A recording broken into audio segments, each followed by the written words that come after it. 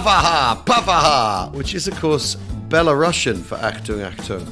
The country now known as Belarus had a particularly brutal war and is worthy of a whole pod at some point. The thing is there's just so much to talk about.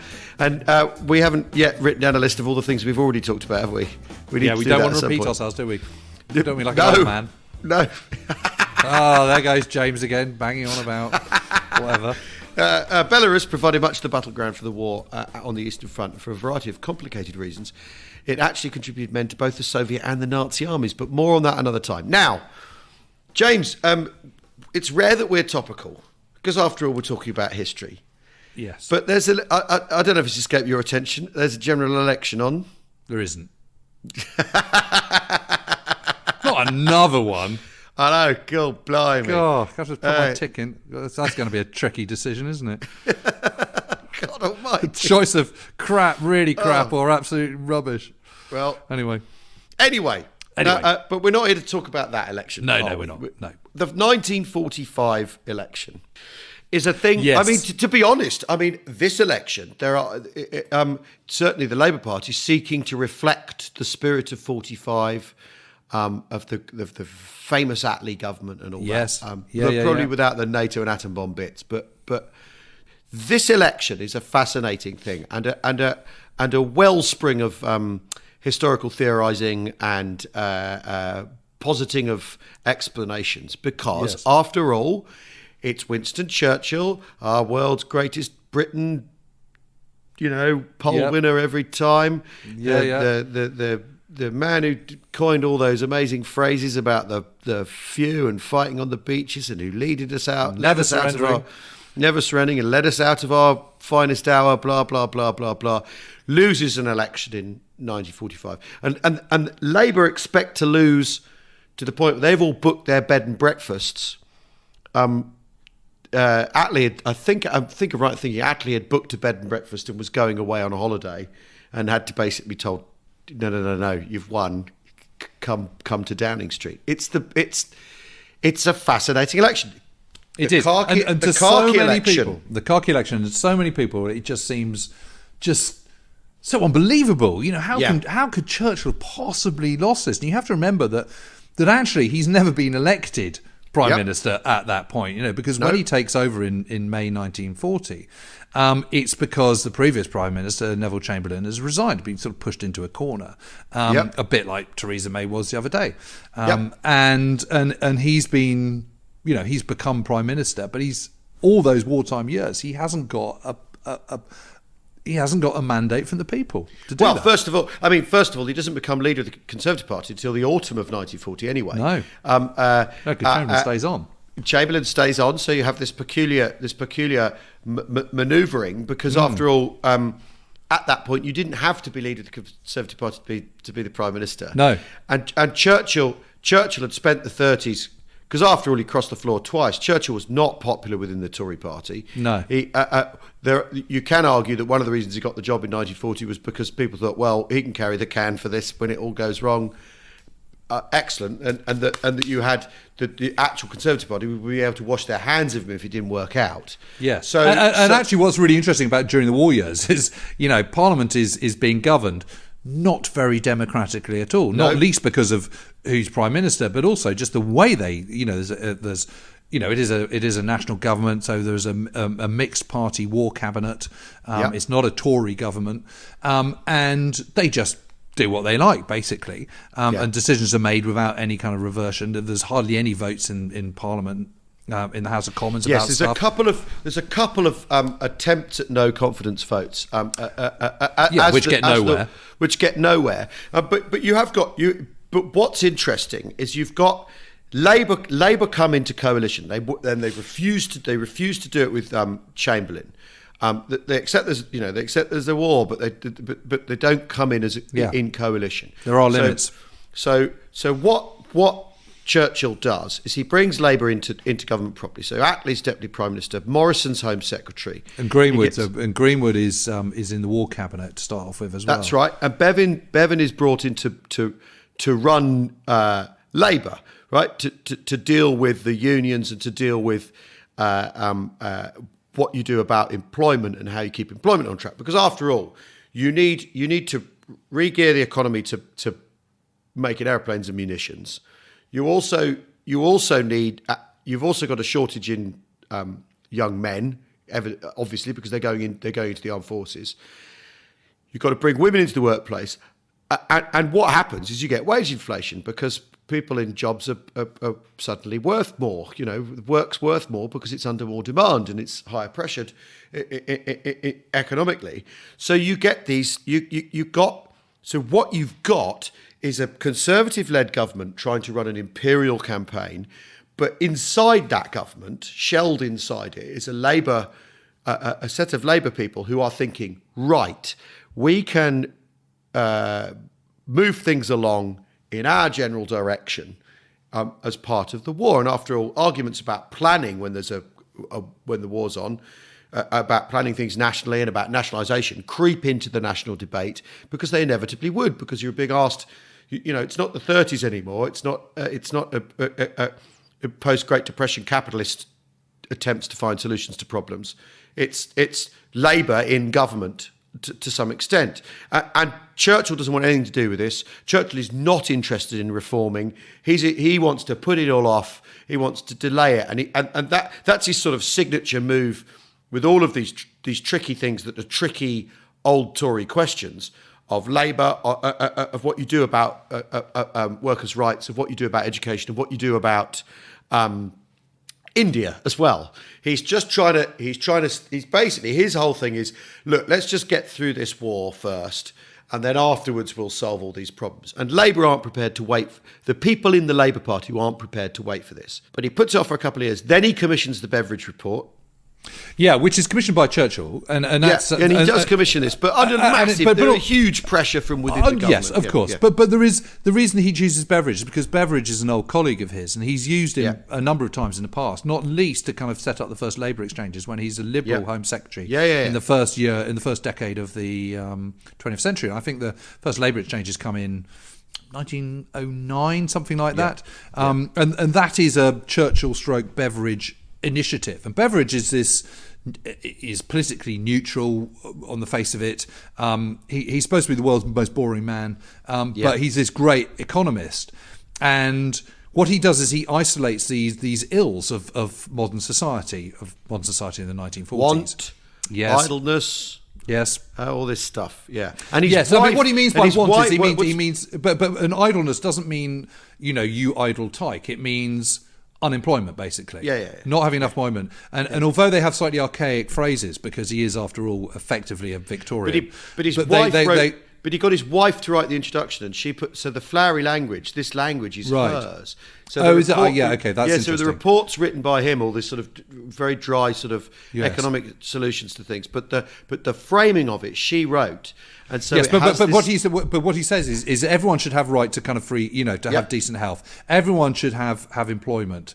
Everyone should have decent food. I can't remember what the other ones are, but he comes up with these things, and out of this, of course, is the embryonic notions of a welfare state, and particularly a national health service. And what's really interesting is when it's debated in the autumn of 1942 in Parliament, what should we do about this? Actually, it is the Labour guys who's saying don't publish it yet. And it is the Ministry of Information, I think under Duff Cooper at that point, who's saying, no, we absolutely 100% should publish this.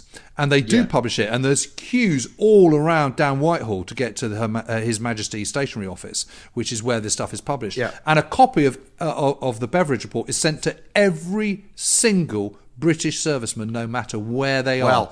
And what is interesting is how much that hits a chord, and it is being discussed, because in the letters and diaries that I've looked at from the summer of 1943, whether it be in India and in Bengal, or whether it be in Sicily, you can see people talking about it. It crops up time and time again in letters home and in diaries. It's really interesting. Well, so one of the things we're talking about here is ABCA, so the Army Bureau of Current Affairs, which the Adjutant General Adam sets up, because they have there's a real problem with the Army compared to the Navy and the Air Force, which is that the Army is, apart from the possibly 8th Army in North Africa, in general, the Army is sat on its arse with nothing to do, and you have this fascinating thing where there's an attempt to get the Air Force to do this. And ABCA's set up so that what you do is that the soldiers are explained to them why they're fighting the war. They haven't explained to them what's going on.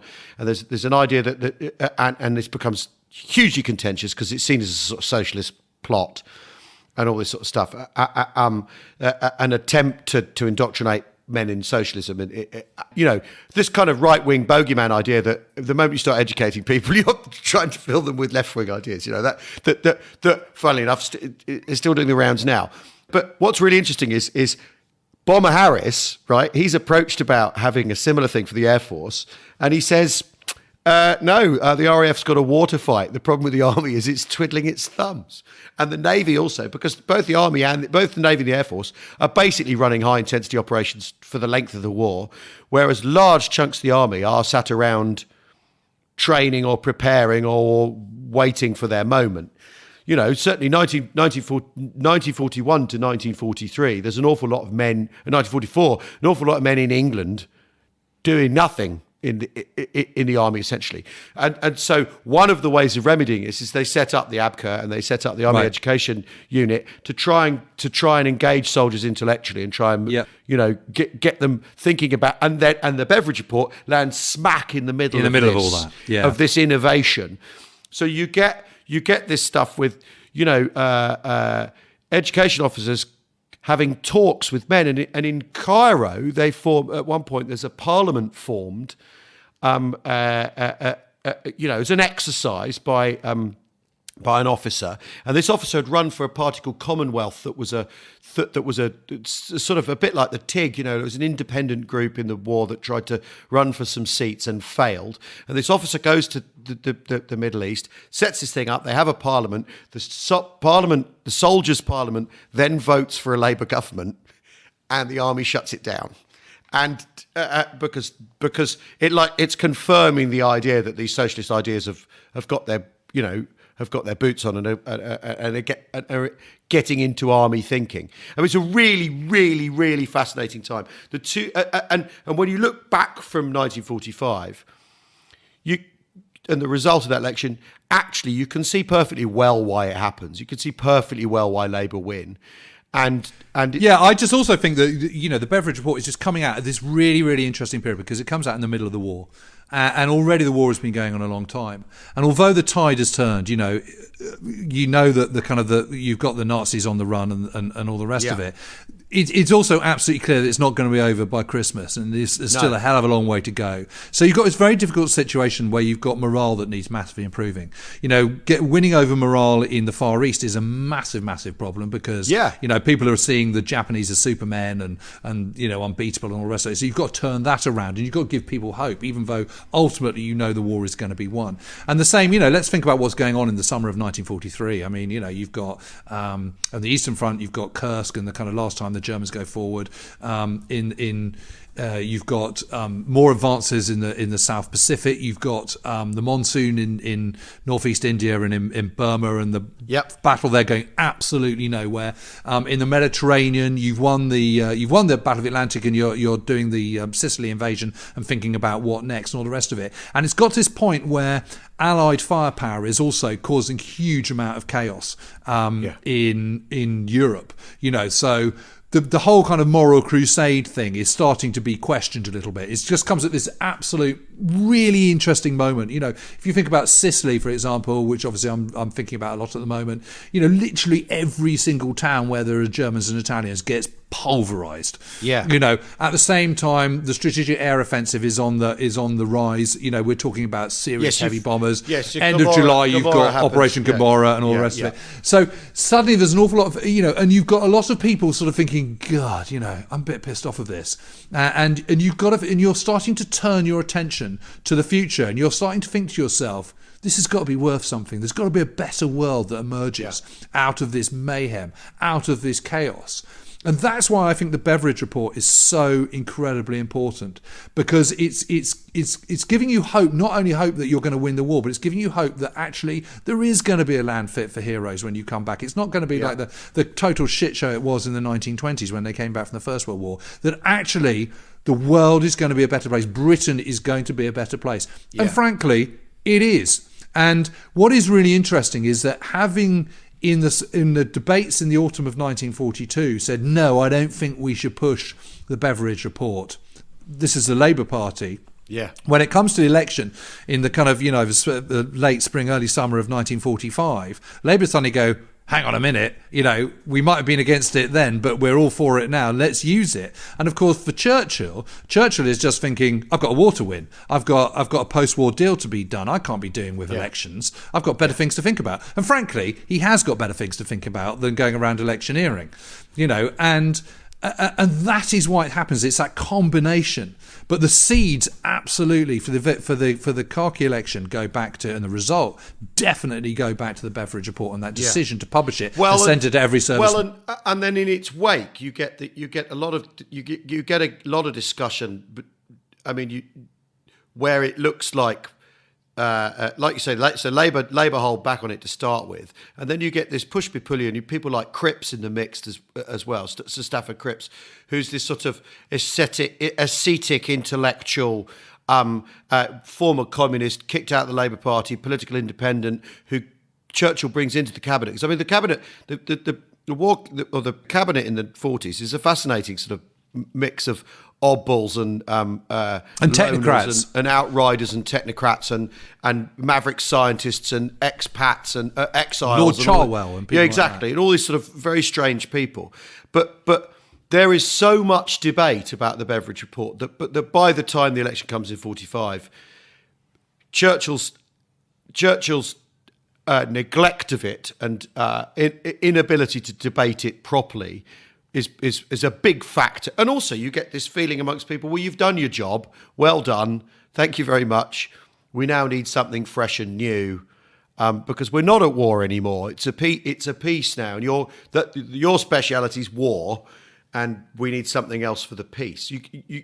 Yeah. I mean, also... we've got peace in Britain, that's the point. I mean, we're still at war, obviously, against Japan, but we've got peace in Britain now. And people are looking ahead, and they're thinking, OK, so what were we fighting for? What was the point of it all? And there was no question that the 1930s were a period of appalling inequality. Yeah. And what you get out of that is, of course, the ills of the past are not solved by the arrival of the welfare state or anything, but they are massively improved, and there is no question that the NHS, when it first is launched, is a beacon for the free world of what can be done and what should be done. Yeah, right. Well, I mean, the Khaki election is such a fascinating thing, and but at face value, you think, well, how the hell did this happen? But there's it's the real tip of the iceberg event that you think, what is going on under here? Yeah, and it's arguably Churchill not giving a toss about anything else. But it is also, I'm afraid, it is about educating people. And one of the questions that that people will say today is, well, how many of our voting people who vote, how much do they actually read? About what's on offer. How much is it all just, you're picking up on sound bites, and how much is it reading? What is really, really interesting about the 1945 election is that people are voting because they have been reading literature that has been issued by the government, of the national government, i.e. the Beveridge Report and others, and they have been doing this education program, and so people are much better informed when it comes to making their decision. And also they've emerged out of their, they're in, particularly, they're in situations where they wouldn't have normally been had there not been a war. They're all together in factories. They're all together on the front, on the front line. That's the crucial ingredient, isn't it? And there's a mixture of societies, a mixture of backgrounds, which are all being flung together in a way that wasn't possible before. And I think that is all part of that kind of education process. Yeah. And that is why you have possibly the very best informed electorate ever at an election. I may be talking absolute nonsense about that, but I don't think I am. I think I'm right about that. Well, maybe best informed's wrong, but most engaged.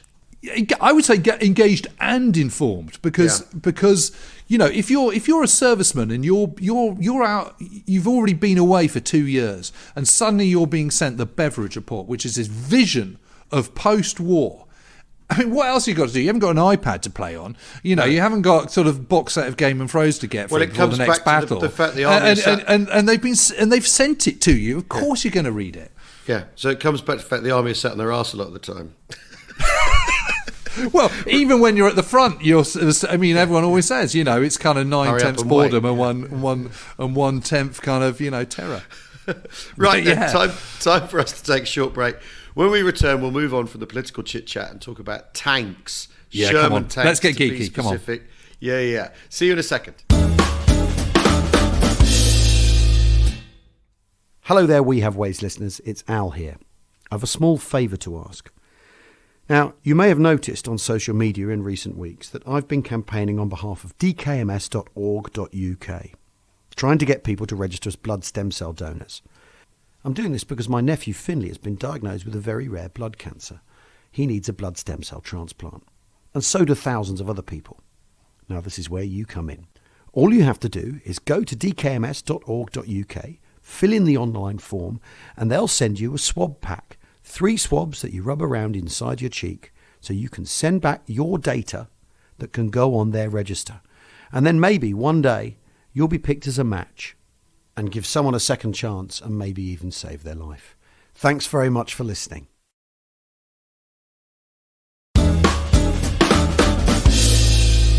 Right, well, welcome back to We Have Ways. I hope you enjoyed our election chat. Off air just then in the break, one of the guys who works on the podcast was going, I never knew he lost the 45 election. Because you just think Churchill, how could Winston Churchill lose a general election? Well, quite clangingly as it happened. I mean, one of the things in the campaign, of course he came back. And the British public ran out of love for the Labour government quite quickly. But he famously in the campaign, he described the Labour Party's plans as being like the Gestapo, and that played very, very badly politically. He went too far with the rhetoric. Anyway, T writes to say to us, I've legitimately signed up to Twitter after finding your podcast. Brilliant. Al, without your appearance on Alan Davies' show, which I did 3 or 4 years ago, I wouldn't have found out that my grandpa was in the 303 squadron. My mum and I, thank you, and owe you a drink. How about that? So he would have been a Polish fighter pilot. The Kanushka squadron. Yep. Just the story of how those pilots got here. Yeah, no, that's absolutely brilliant. Sort of getting into Romania, then getting across and sort of working their way into France and fighting. Yeah. I mean, a lot of them flew in the French Army de l'Air for a little bit, and then had to sort of abandon their moraines at Tours or somewhere or wherever, and then get on a boat, get to England. And then there was a whole language thing. They weren't allowed to be in a frontline squadron until they'd learnt enough English. And one of the first questions, they went up to Liverpool, a lot of them, and they had their kind of language lessons. And one of the first things was sort of, I don't have VD, was one of the first lines they had to learn. But eventually, and Dowding was originally very, very sort of against putting them in, not because they weren't fearless and brilliant pilots, but just because, you need to coordinate your pilots. You can't have them sort of running amok, and you need them to be able to understand sort of basic instructions and be able to understand the ground controllers who don't speak Polish. Well, yes, especially as the RAF had an integrated fighter control system and all that sort of thing. Of course. So there's very good reasons for not putting them in to start off with. But obviously when they do get in, they're very good because they get up so close. I mean, that's their thing. They're so sort of fearless. Yeah. Because the Polish Air Force itself, for the sort of day or short period it was in battle, didn't do badly given its has some pretty rubbish numerical disadvantage in terrible aircraft. Yeah. No. Right. I mean, no, they were good. I mean, the thing about the Polish Air Force is that all of them are professionals and all of them are really, really highly trained. And what you find is that, I mean, it's very interesting. So 32 Squadron, for example, which is it's British RAF squadron. Not one of the pre-war regulars was killed in the Battle of Britain. So they were shot down, but they survived. Whereas it's all the new guys who come in. So one of the other reasons why 303 Squadron does so well, of course, is because they're all really experienced. They've already got hundreds of hours in their logbooks, which is a massive advantage if you're some sprog who's just 18 and just joining 32 Squadron on 2nd of September 1940. Yeah. Right now.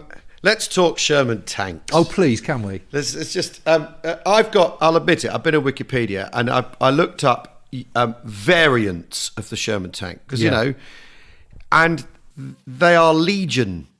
not just like bigger guns or different tracks or improved suspension, but priests, kangaroos, the recovery vehicles, all basically, and the Rams are basically the Rams, all the self-propelled guns that the M10, not just the M10, exactly, the Wolverine or the Achilles, depending on your taste. The Sherman is the completely unsung. We use this word a lot. I think is one of the absolute unsung weapons of the Second World War. For me, it's the best tank of World War II. Absolutely all out. And of course, if you lined up a Sherman tank against a Tiger tank on a football pitch and said fire, obviously the Sherman's going to lose. But the point is, a tank in a global conflict is not just about thick armour and a big gun. It's about so much more. It's about maintenance of your supply. It's about keeping it going at the front. It's about ease of maintenance. And it is really interesting that when you look at both the Germans and the British in the early part of 1942, both of them are saying, okay, our tanks aren't quite up to scratch. What do we want? And the Germans go through, and the Germans say number one priority is big gun. Second priority is armour, and kind of maintenance and all that kind of stuff, and reliability a little bit further lower on the pecking order. On the British tanks, number one is gun, but number two is reliability. Number three is ease of maintenance. And for me, that is absolutely the right prioritisation. And what is really interesting about the Sherman tank is because its basic design features is completely repeatable, and it is able to be mass produced. Yes. So the sponsons on the suspension, the volute suspension is called, aren't they? Yeah, that only changes in 1945, right? Later. Yeah, so they go to the Easy 8, which is a slightly different suspension, and it's called an Easy 8 because it gave you a better ride. You had a smoother ride in the tank. But before intents and purposes, the Second World War one is the one that you're talking about. But basically, you unbolt that, you take it off. You put another one on, and you can keep the tracks on at the same time. And okay. So if you try changing the suspension on a Panther tank, interleaving wheels, you've got something like 18 wheels that you've got to get off before you can even get. You've got to take off the track. You've got to take off 18 wheels. You've got to take off every single one to get to it before you can even start. And there's other stuff, but it was really good designs about so.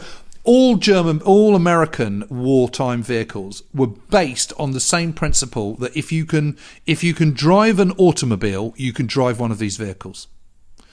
And if you can drive a 1938 Chevy, it will take you 5 minutes to learn how to drive a Sherman tank. That is the principle. And what that means is also you've got, because they're the most automotive society in the world in the 1930s. What that means is you've got a lot more people who actually already know how to drive.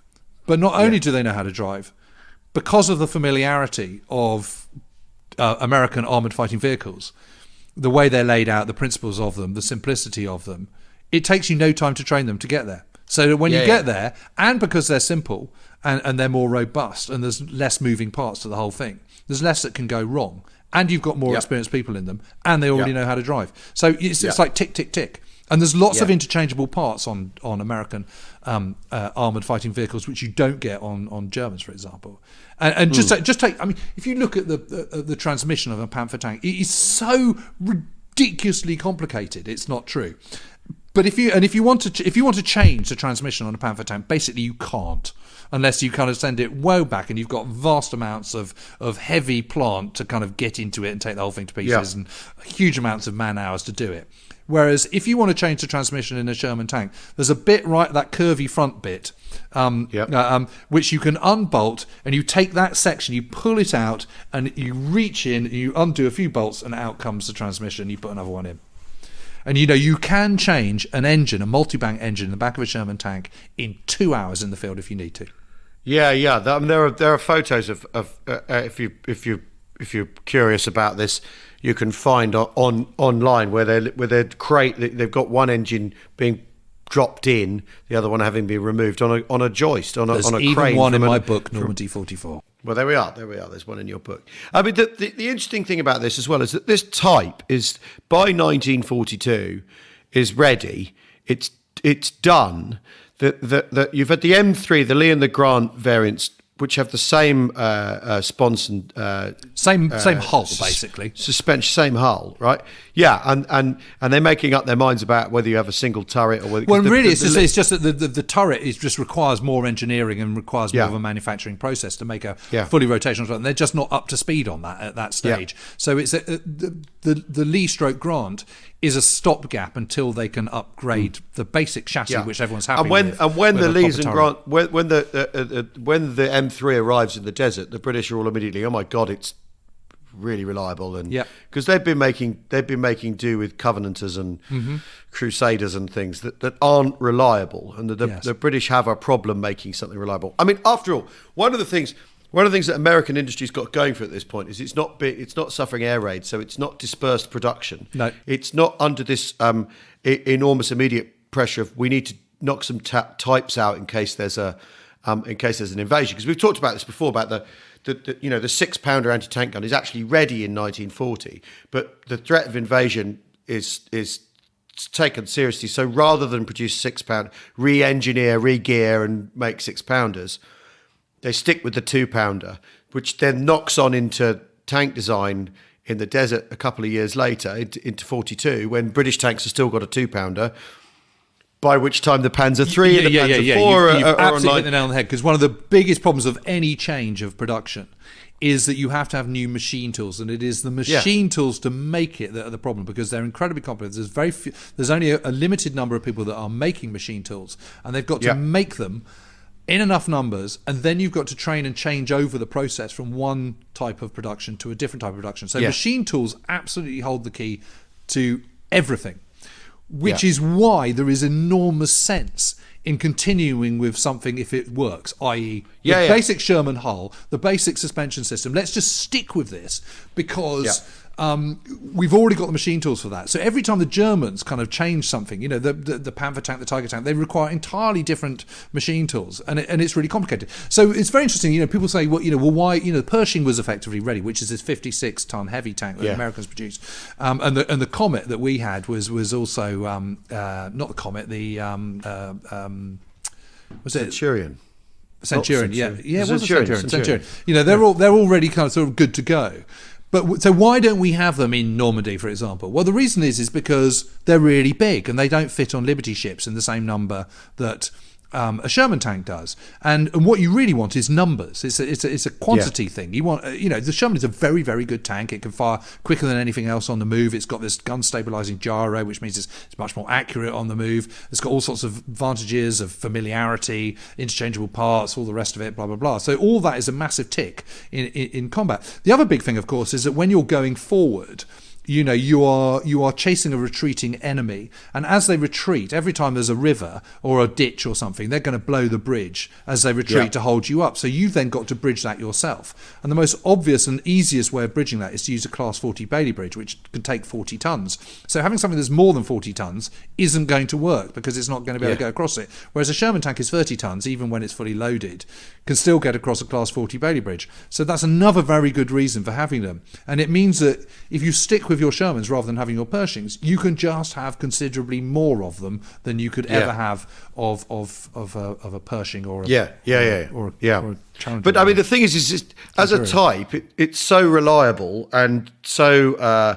Because I went to Tel Aviv a couple of years ago, and at the IDF museum there, they have the Super Sherman, which is this thing from the 6-Day War, which is this mega upgunned Sherman with a sort of amped up suspension and wider track and more armor and a bigger engine and a bigger gun. But it's a Sherman. It's they're clearly still rating them at that point as a sort of open-ended weapon system, which kind of points to that the American thinking on this was really was basically by 1941 they'd figured out what they wanted to do. I mean, it's really impressive as a sort of project.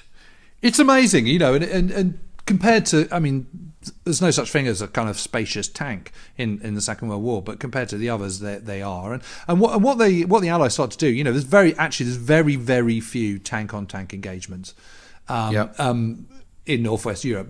But they do exist, of course, and they do happen.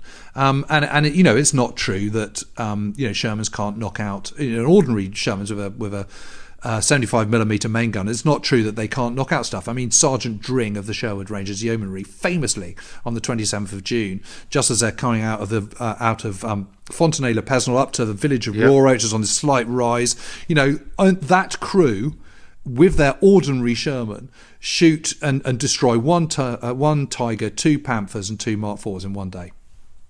Amazing. Yeah, it is. And the way you do that is because you've got a quicker firing gun and your turret can traverse quicker than either a Panther or a Tiger. What you do is you pummel the turret as quickly as you can with as many rounds as you can. And what that does, that makes the commander go into the turret. And the one thing I can say about having sat inside these German tanks is your visibility is diddly squat the moment you haven't got your head out of the turret. I mean, you're using periscopes and your forward visibility is literally zero.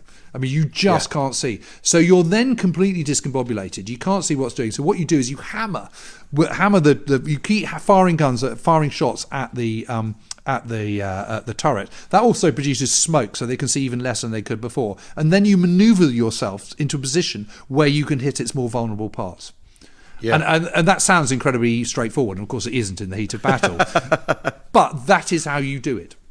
Yeah. I mean, the really interesting thing is that once the Americans land on this type, that they and this is indicative of American thinking, isn't it? Industrial thinking is that, right, we've got the thing that works. We're just going to stick with that.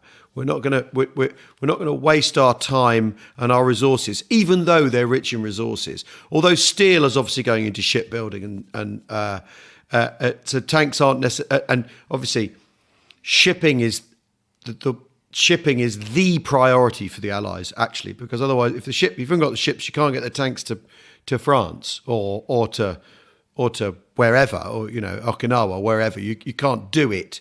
And so once they've landed on this simple, straightforward design, they go, right, well, we'll stick with that, and we'll churn them out by, I mean, what is it?